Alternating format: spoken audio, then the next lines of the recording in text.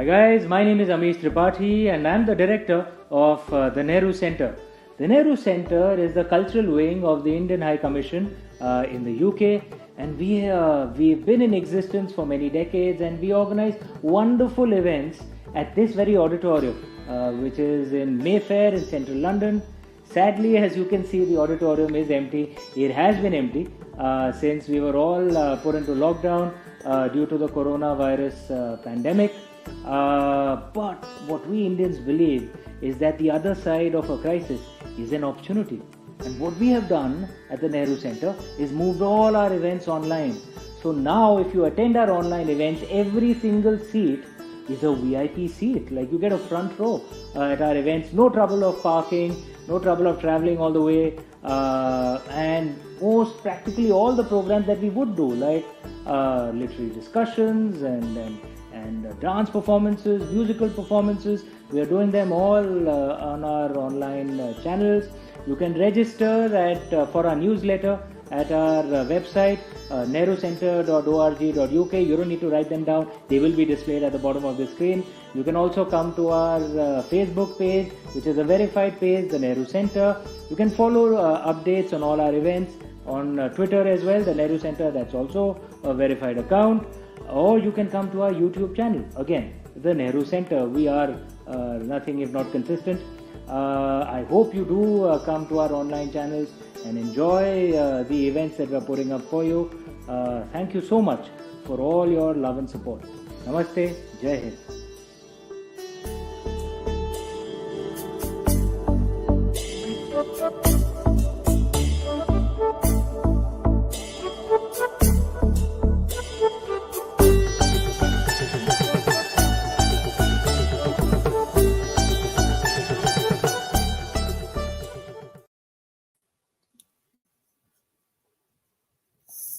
Namaste, Assalamu alaikum, Sat Sri Akal, and a big hello to everybody who's joining us from across the globe. Welcome to another exclusive event by the Nehru Centre, London. Today we have a delightful conversation between two path-breaking authors, and they will be talking about the book that is winning rave reviews globally, The Mystery of the Parsi Lawyer. But before that, let's welcome our director, where Nehru Centre is concerned, Amish Tripathi, to welcome you all. Namaste. Thank you, Rageshwari. Thank you, Amish. We're delighted to be hosting Shrabani Basu's book launch on this platform.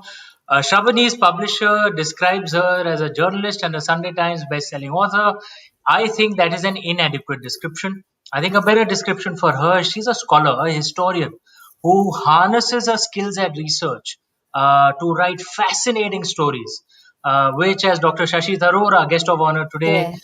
Describes as the stories of Indo-Agliana, the Indian experience during the British Raj. She's honest and forthright of the racism that was there as a part of it, and the Indian experience of how we rose in that empire as well. I've been told every single book of Shrabani's has been launched right here at the Nehru Centre, and I'm delighted that we are continuing that tradition and are launching her latest book on the Nehru Centre platform as well. And I'm even more delighted that Rageshwari, you, and most importantly, our guest of honor, Dr. Shashi Tharoor, will be here to drive the conversation. I'll not take much more time. Let's get the big guests in. Thank you so much, Amish. Always a delight.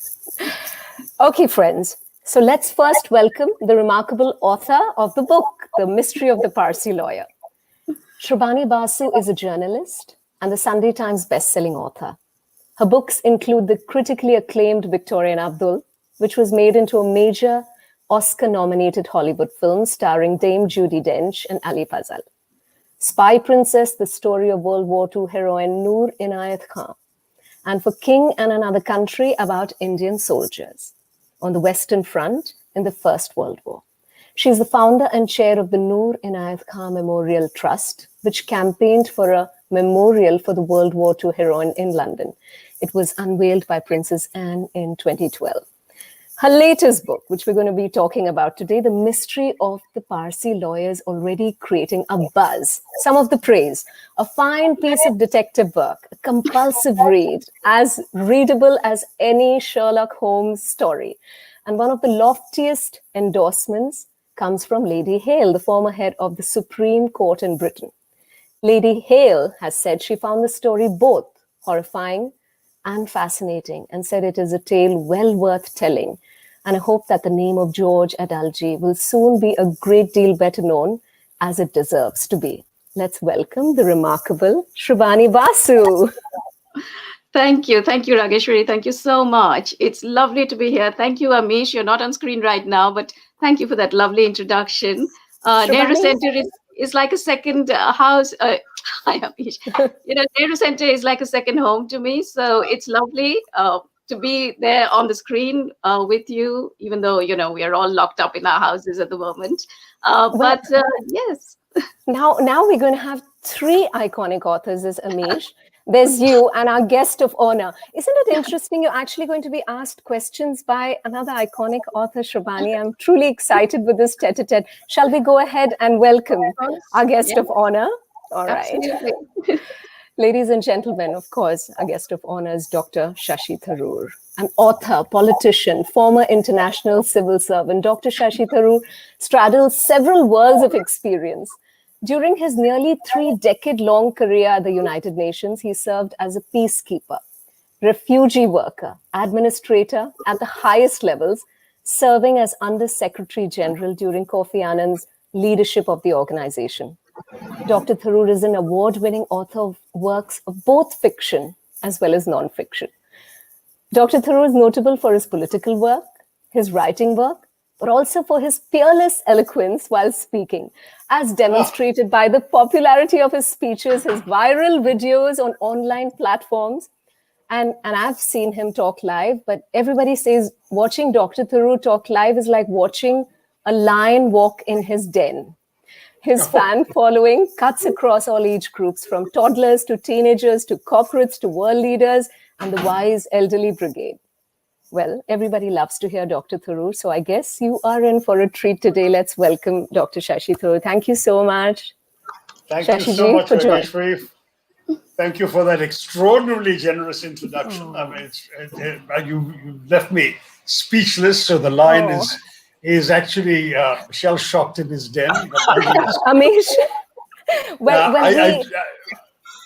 I did want to mention that I first met Shrabani 32 years ago when she interviewed me as a journalist on the publication of the Great Indian Novel.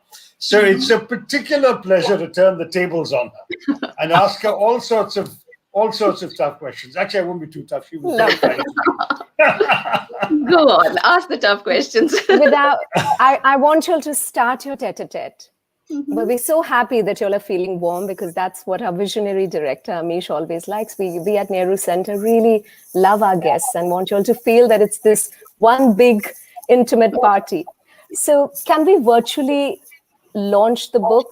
Can I invite Shashiji to do the honors and maybe virtually launch it, Amish? Please. Yeah. It's a great pleasure and privilege to officially launch The Mystery of the Parsi Lawyer by Shrabani Basu.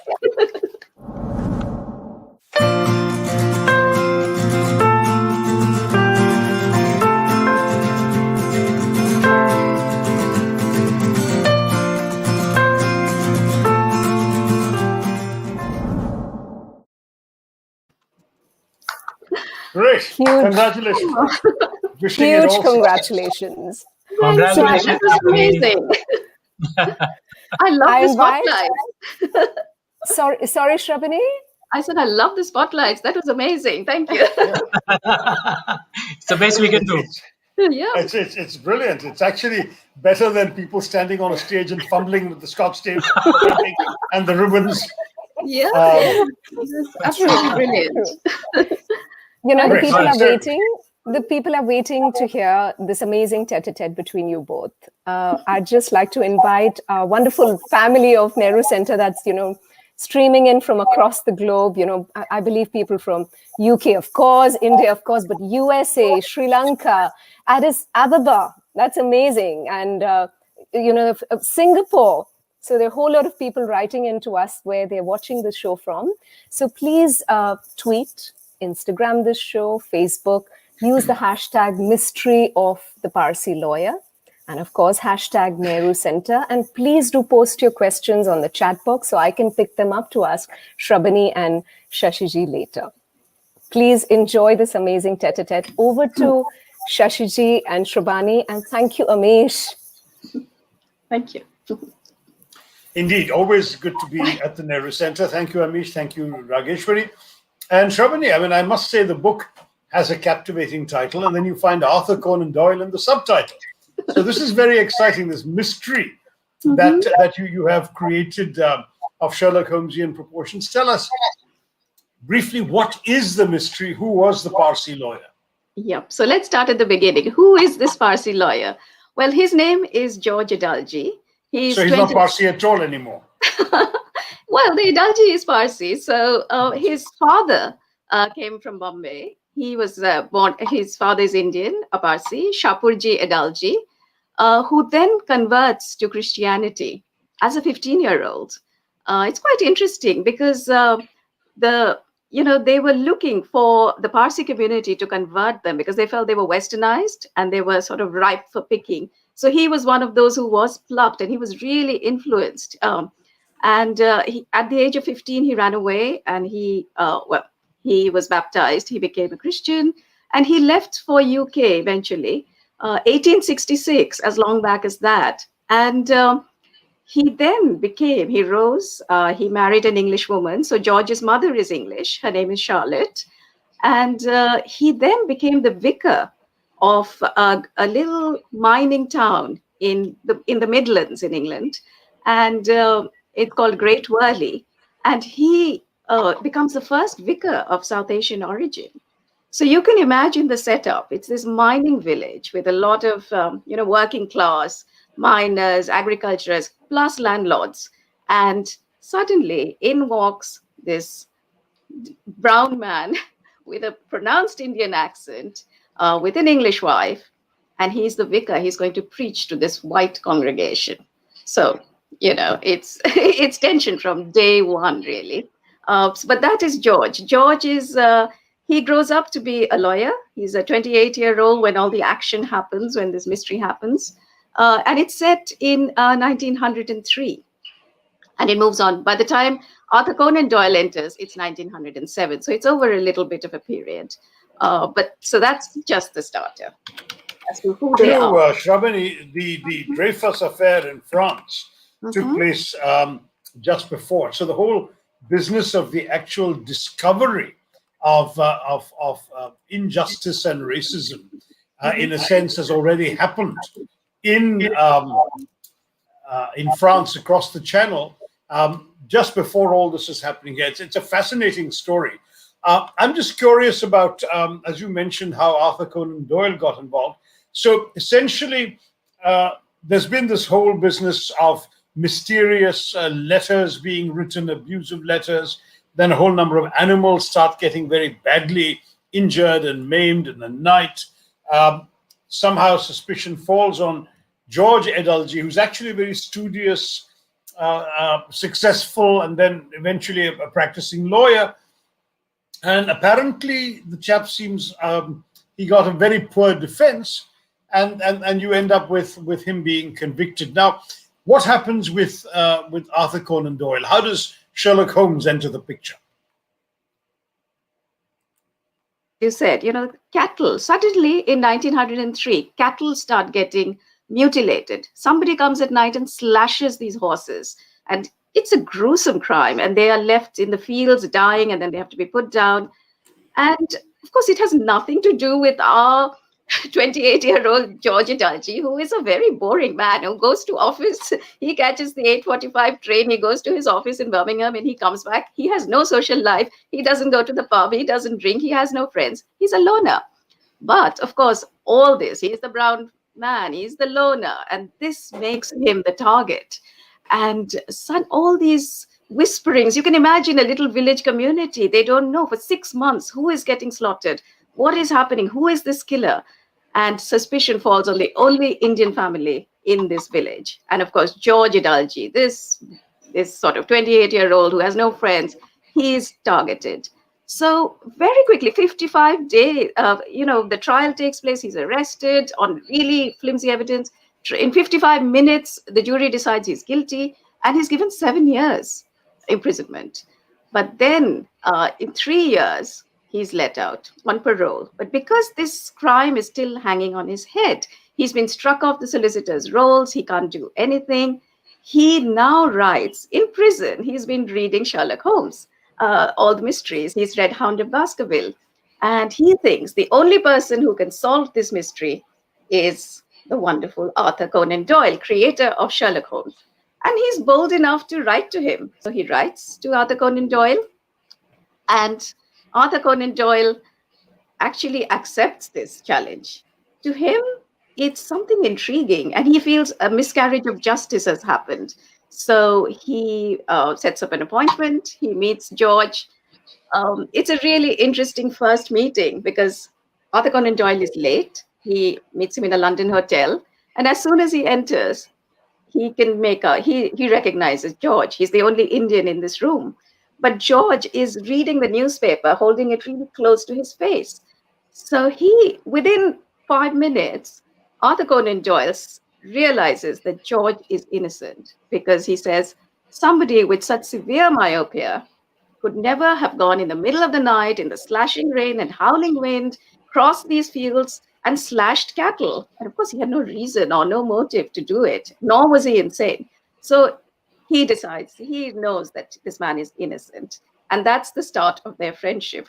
And this photo you can see is of George Idalji when he's just been arrested. So it's one of those prison photographs which nobody's proud of. He looks terrible. Poor fellow, yeah. Poor fellow. And his astigmatism as well, and so on. It's interesting, actually. In some ways, he's darker than many Parsis, even though his mother is white. Yes, There's a family, and that's him on the left, right, of the screen. Yeah, so that's him, the boy standing on the left, and you can see his father, Shapurji, his mother, and he had 2 siblings, so Horace and his little sister, Maud. So they're there standing at the steps of the vicarage. This is when George is about 16 years old.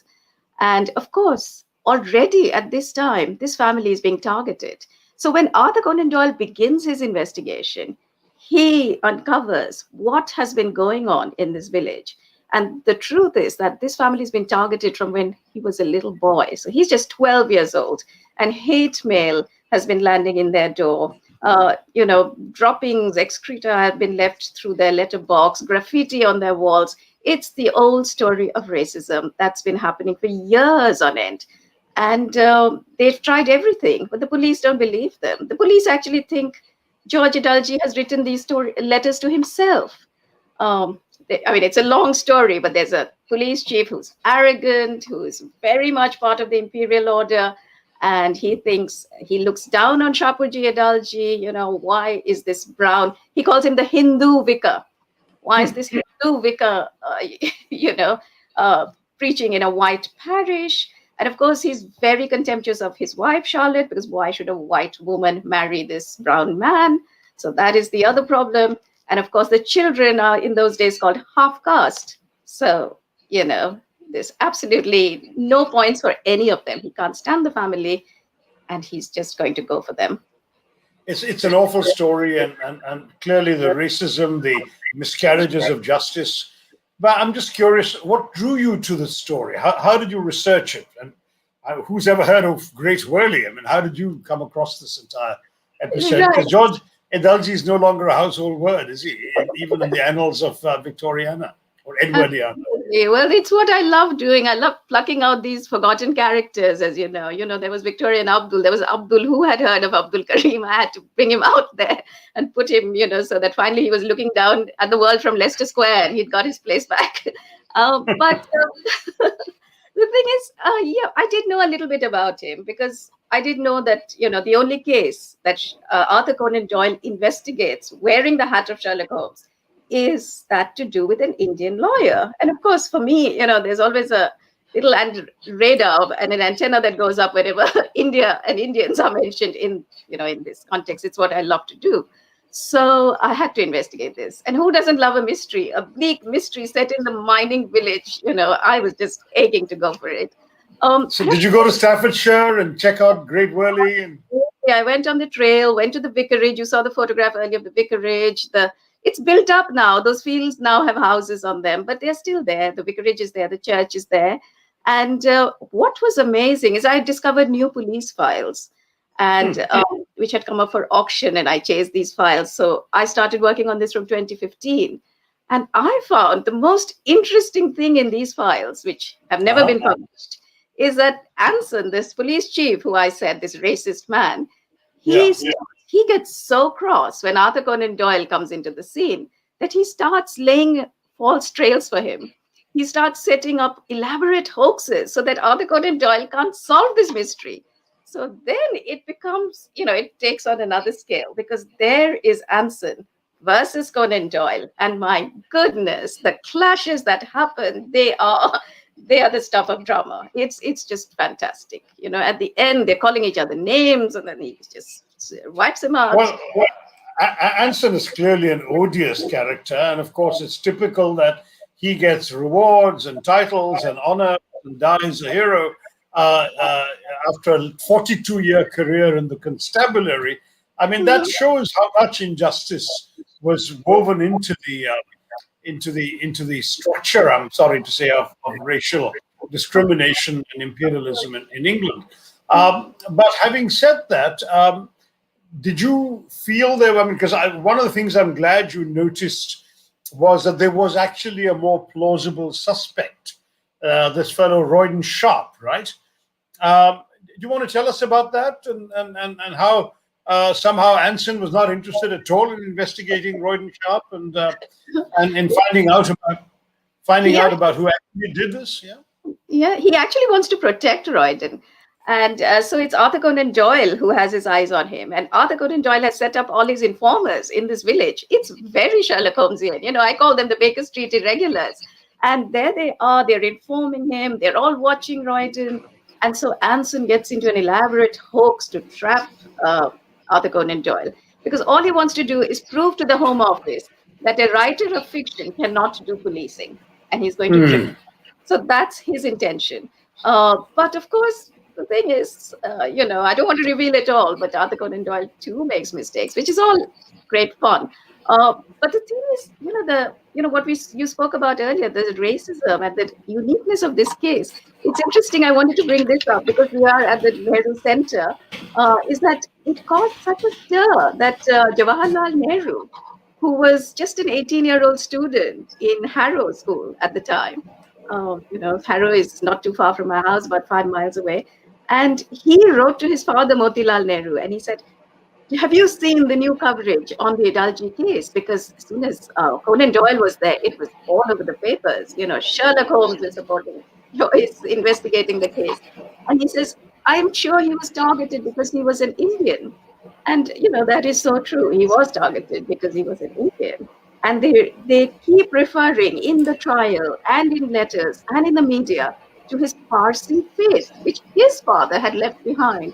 And they keep saying, they worship the sun and the moon, and they worship animals, and they have sacrificial rituals. So this whole thing of this Oriental religions and what influence it could have is brought out in the media. And this rumors start spreading that they go and get sort of sacrifice animals in the dark, and that's why George Adalji might have done it.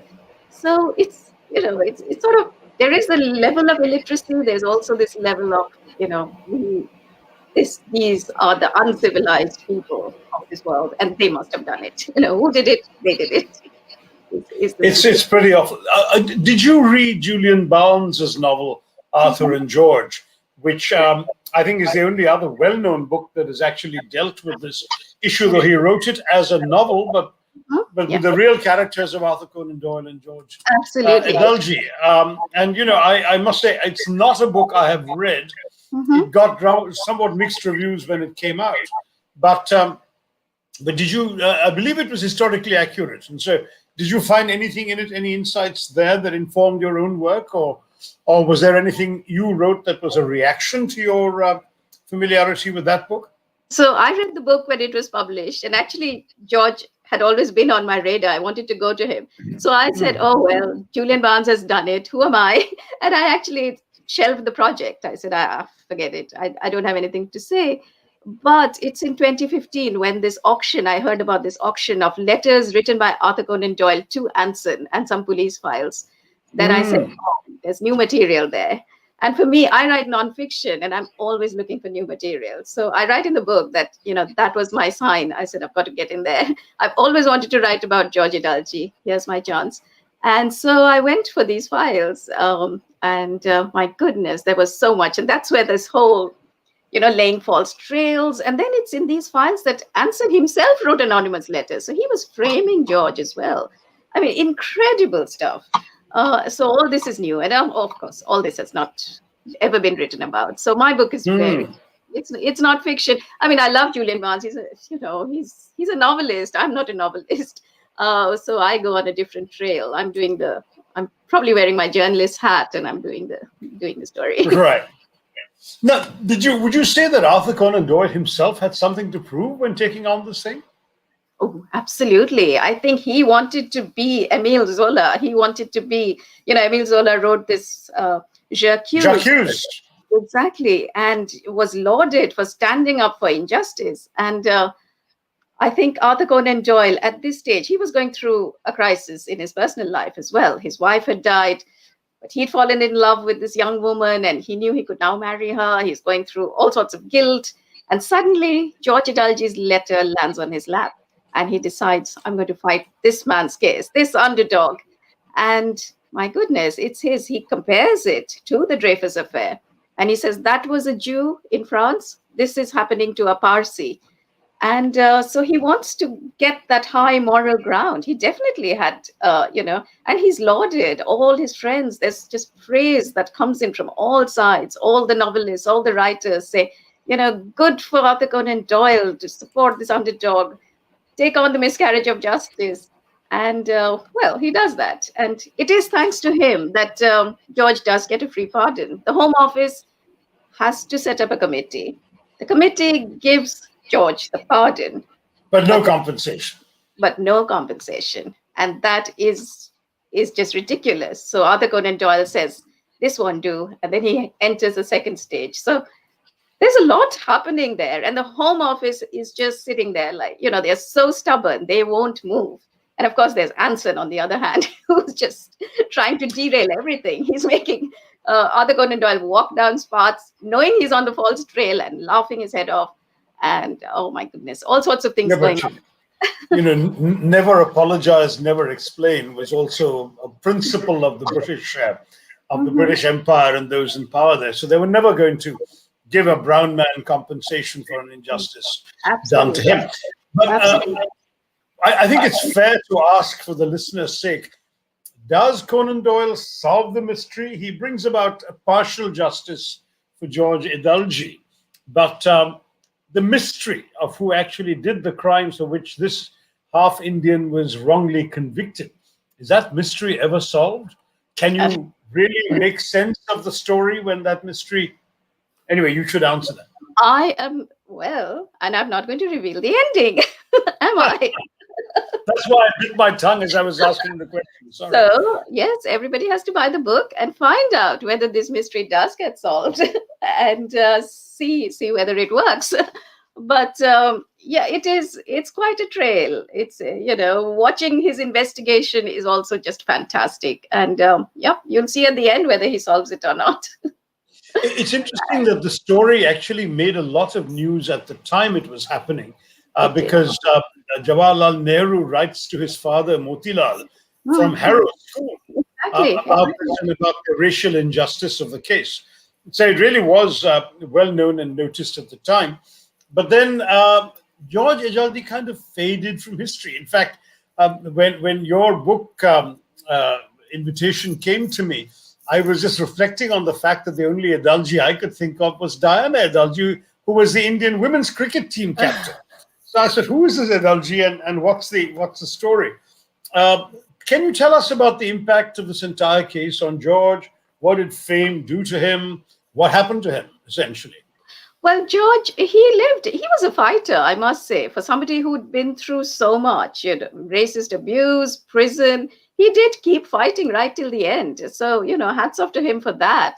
And he lived till the 70s. He survived both the wars.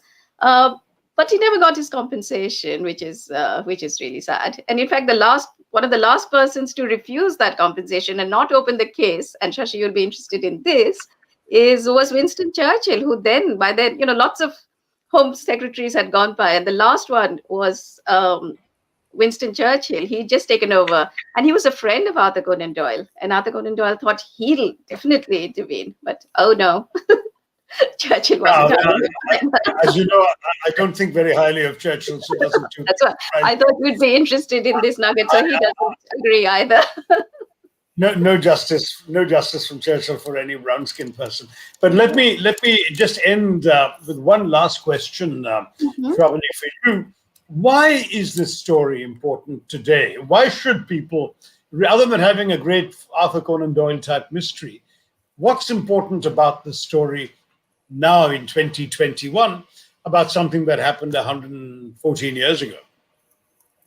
I was researching this and reading these anonymous letters and seeing the hate mail that had come to this family, then seeing the way the police were dealing with this. What struck me was that, my goodness, this could be happening now. Even now, there is so much prejudice in the system. We've had reports and reports over here in Britain about the prejudice against Blacks. There are more. Now with the pandemic, who is the most likely to get stopped and searched? It is Black and Asian people. Who, 12% in jail, Black and Asian people, whereas they are probably 3 or 4% of the population. So, time and again, this keeps happening. Anonymous letters, hate mail. Now we have internet trolls. We have, and with Black Lives Matter, which just exploded last year, we saw how it then sets off this culture war, this really ugly face of claim back our statues, claim back everything. And that itself, that conflict is amazing.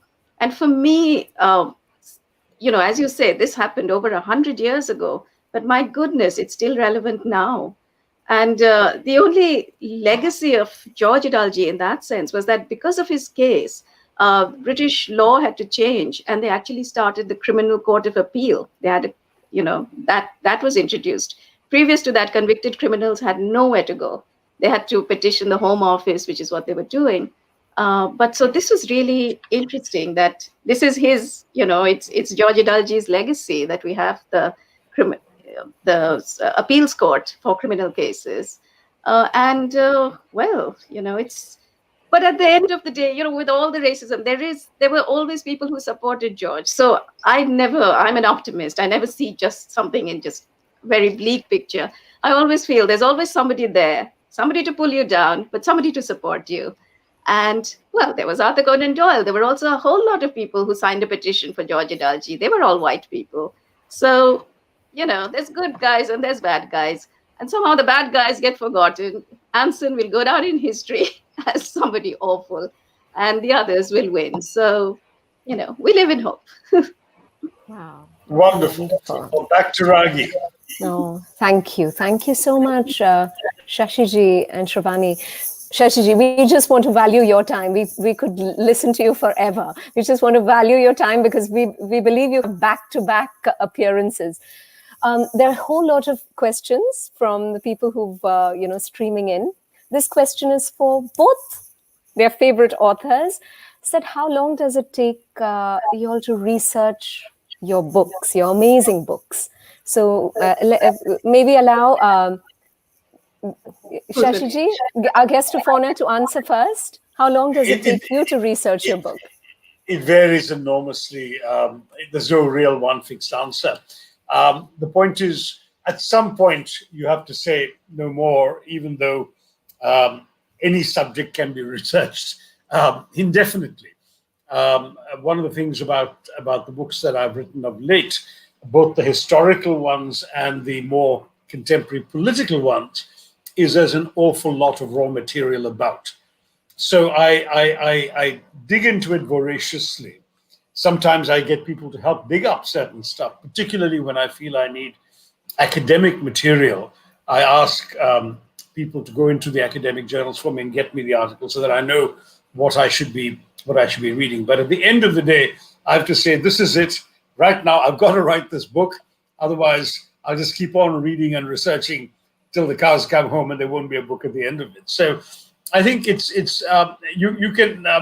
like saying how long is a piece of string. It can be as long as you like, but at some point you set yourself a deadline, you set yourself a frame of reference, and you cut yourself off. Otherwise, you can research anything forever. I mean, Shrabani, one of the things I was going to ask you actually relates to Rageshwari's question, because you remember the 1890s, Dadabhai Naoroji was an MP for the Liberal Party. He was, I think, the first non-white, non-British person to be elected to the House of Commons. I'm just curious as to whether he took an interest at all in this matter, whether he said anything about it, whether there were any. There was another Parsi MP later, Saklatwala, but he was somewhat later, so perhaps he wasn't there yet in public life. But I'm just curious as to whether anybody else. I noticed from your book the name of one of my favorite British MPs of the late 19th century, Henry Labouchere, who has written a savage takedown of Kipling's White Man's Burden, which I've quoted in my book, his poem, The Brown Man's Burden. So there were some anti-racist politicians. What about Dadabhai Naoroji? What about Parsi opinion? Did people come up with anything? It's really interesting you asked that, because that is exactly what I was thinking. Did they reach out to Dadabhai Naoroji? Naoroji wasn't a MP at that time, but there was actually an MP till 2006 who succeeded Dadabhai Naoroji, another Parsi MP, Mancharji Bhavnagri. He was a Tory MP, a conservative, and he was there, not 2006, sorry, 1906. He was actually there when this killing happened, when George went to jail. But I think Shahpurji had cut himself off from the Parsi community. That's my feeling. Why didn't he go to this MP? I don't know why. But what was the heartening was that the Indian community and Parsis and Gujaratis, there was a fund raised for George, and they raised money for him. So, as we know, Parsis, they speak Gujarati, and there were quite a few Parsis there, and some of the Indian Gujarati community as well. They all raised money for George's case. So that was very nice. But your research did branch out well beyond the actual contours of the case. I mean, it was, as you say, you just keep going. And then there comes a point when you say, stop now, because otherwise you'd keep going. But even then, it took me 5 years to write this book. So you can imagine. Wow. It just, there were 4 main archives, plus just tracing everything, in Portsmouth, in Staffordshire, in Birmingham. So there was a lot of up and down. But my books usually take me about 4 years, 5 years. My last book was published, the one on the World War, was 2015. So it's been a long time coming. But anyway, we've been through lockdowns as well, so that slowed things down. But we're here. Well, we want to remind people to please go ahead and pick up The Mystery of the Parsi Lawyer by Shrabani Basu. Whole lot of people sending us questions. The next question, of course, they want to ask you about Victoria and Abdul. How was it shooting with Team Judi Dench and Ali Fazal? Yes. Oh my God, it was amazing, because what a team. I mean, I was really lucky. It was my first book being made into a film, and it was being made at such a scale. A full historical drama with costumes, and well, just seeing Judi Dench on stage, going through every phase, the readings first, and then I'd go for the shoots. So I saw them shooting. And Ali Fazal is just delightful. I mean, he's the sweetest chap ever. So I got to know him. And everybody else on that cast, the director, Stephen Frears, who I'm a great fan of. It was amazing. And all these different locations that they shot in, these grand places. It was something very, very exciting. And you were happy how it translated onto film? Because your pages must be so precious to you. Absolutely. I mean, just seeing the detail with which they did everything from the costumes. I was a consultant on it. So I'd go into the British Library and look, they wanted details. What did jails in Agra look like at this period? What did the prisoners wear? And, Bollywood films, they just make prisoners wear anything. And they don't wear anything like that. I actually found the original photograph of what prisoners wear. And that's what they replicated for the film. So, and then so the Bollywood, there were people there. They said, "Hey, we've never seen these costumes before. Can we now use them for our films later?" I said, "Of course, go ahead." Goodness. Let me chip in with a question, Shrabani. Coming back to the Parsee Lawyer, Yeah. I was intrigued by the story of Shapurji's conversion. Was that common or was it very uncommon? Because the Parsis, you write, were westernized, but they were content to be Parsi while being westernized. They might take on English-sounding names like merchant or cooper or whatever, though many of them took on Gujarati names. And the idea of profession-derived surnames was first embraced by the Parsi community, but many of them were Indian names like Daruwala and Todiwala and all of that. But you also had merchant and cooper and driver. But I'm just curious as to whether